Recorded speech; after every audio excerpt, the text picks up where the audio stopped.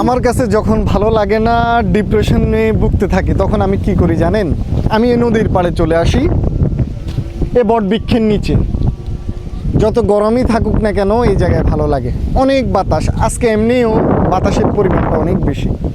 অনেকেই ভালো না লাগলে মাদকের সাথে জড়িয়ে যায়, নিজেকে আর ধরে রাখতে পারে না। কিন্তু এগুলোর মধ্যে যাওয়ার কোনো প্রয়োজন নেই, প্রকৃতি থেকেই ভালোটা খুঁজে বের করা যায়। দেখুন কত না চমৎকার একটা পরিবেশ।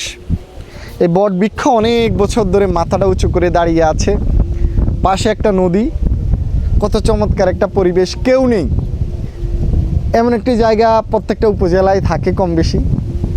আর যারা এটার এই ধরনের আপনার স্বাদ পেয়েছে, তারা এটাকে ছাড়বে না। আমি তো এখান থেকে স্বাদ নেওয়ার চেষ্টা করবে, এমন জায়গা থেকে। ফ্রি যখন হবে চলে আসবে, আমিও মাঝে মধ্যে চলে আসি।